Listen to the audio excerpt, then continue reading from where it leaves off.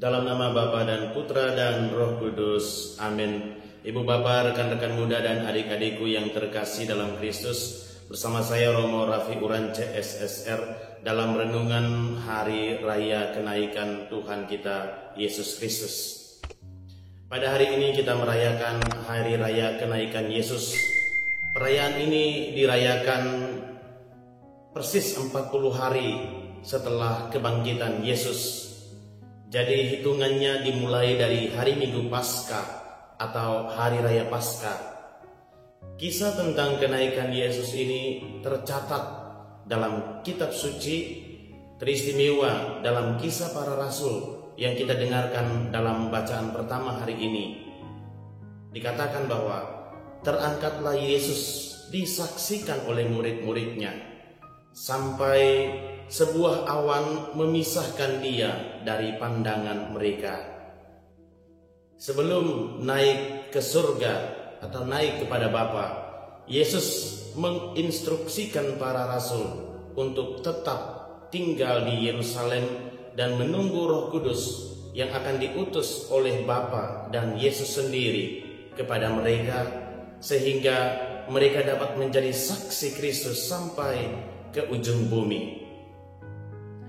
Dengan demikian, salah satu tujuan atau makna kenaikan Yesus ke surga adalah memberikan tugas kepada para rasul dan para murid lainnya untuk boleh dibilang menjalankan tugas estafet, yaitu menjalankan karya Yesus untuk menjadi saksi di Yerusalem, di seluruh Yudea dan Samaria, bahkan sampai ke ujung bumi.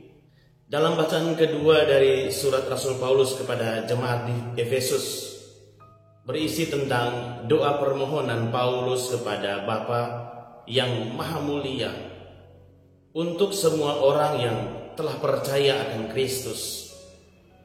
Isi doanya adalah agar semua orang yang telah percaya akan Kristus dapat membuka hati, pikiran untuk mengerti, dan setelah itu menerima semua rencana karya keselamatan Allah berkat Roh Kudus yang telah diterima masing-masing kita. Rencana karya keselamatan Allah itu adalah membangkitkan Yesus dari kematiannya dan mendudukkannya di sisi kanan Bapa menjadi yang sulung, sehingga kita yang beriman dan percaya pada Yesus juga akan mengalami hal yang sama dan menikmati kebahagiaan kekal di dalam kerajaan surga. Kisah-kisah Alkitab tentang kenaikan Yesus tidak terlalu menekankan pada detailnya peristiwa itu, melainkan pada misi utama yang Yesus berikan kepada murid-muridnya. Misalnya, tidak ditekankan soal di mana persisnya peristiwa kenaikan itu terjadi. Dalam Lukas dan Kisah Para Rasul, kenaikan Yesus itu terjadi di Yerusalem. Sebaliknya, dalam Injil Markus dan Injil Matius yang kita dengarkan pada hari ini, peristiwa itu terjadi di Galilea. Kapan waktu persisnya terjadi? Dalam Lukas dan Kisah Para Rasul, kenaikan terjadi 40 hari setelah kebangkitan Yesus. Periode di mana Yesus berulang kali menampakkan diri kepada pengikut-pengikutnya. Dalam Markus dan Matius yang kita dengarkan hari ini, tidak ada indikasi persis waktu antara kebangkitan dan kenaikan Yesus itu sendiri. Para penulis Injil tidak menekankan soal detail peristiwa ini terjadi, melainkan lebih mementingkan soal inti atau penyampaian pesan Tuhan dengan apa kenaikan itu sendiri, apa maksud dari kenaikan itu sendiri. Kenaikan Yesus atau Yesus naik ke surga adalah sebuah peristiwa penting yang merupakan satu kesatuan dengan peristiwa inkarnasi diri Yesus ke dunia. Peristiwa kenaikan Yesus sebagai yang sulung itu, sebagai pembuka jalan bagi kita. Yesus Kristus, Kepala Gereja, mendahului kita ke dalam kerajaan Bapa yang mulia, sehingga kita, anggota tubuhnya, dapat hidup dengan harapan suatu hari akan bersamanya kembali di dalam kerajaan surga. Ibu bapak, rekan-rekan muda, dan adik-adikku yang terkasih dalam Kristus, dengan demikian ada 2 poin yang ditekankan dalam bacaan-bacaan kita yang kita dengarkan pada hari ini berkaitan dengan kenaikan Yesus. Yang pertama, dengan kenaikan, para rasul dan murid-murid Yesus diserahi tugas untuk melanjutkan karya pewartaan Yesus. Dan yang kedua, kenaikan Yesus, Ia membuka jalan keselamatan bagi kita dan pergi ke sana, ke rumah Bapa, untuk menyediakan tempat bagi kita yang beriman dan percaya kepadanya.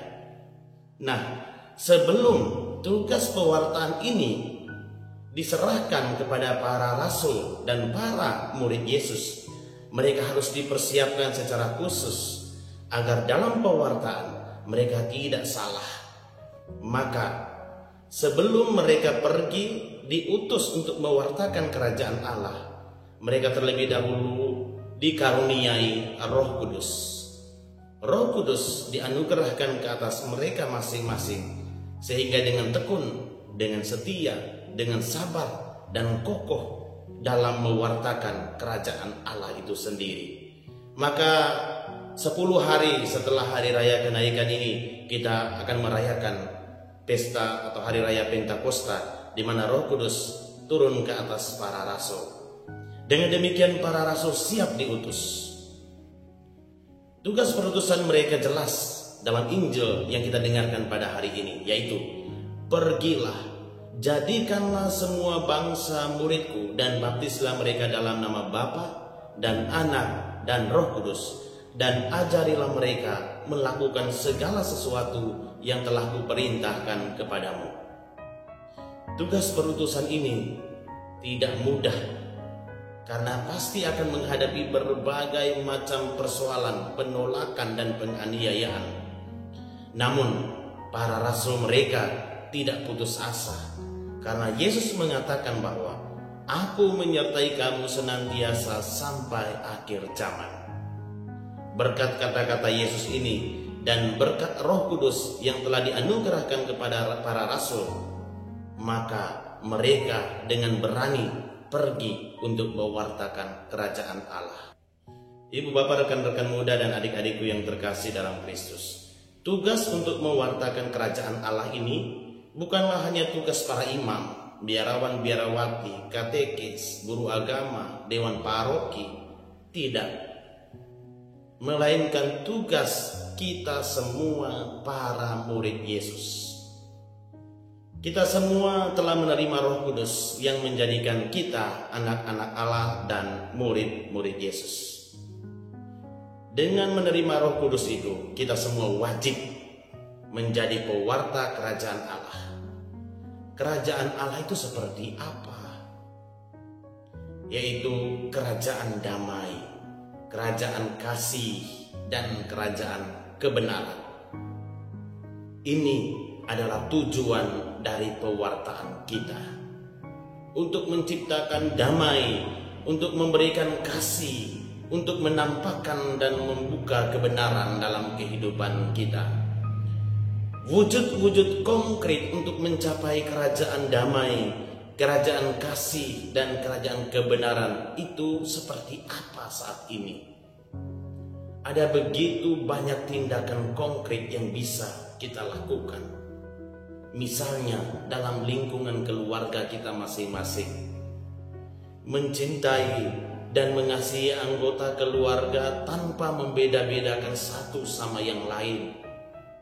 Mudah untuk meminta maaf dan memberikan maaf apabila ada kesalahan.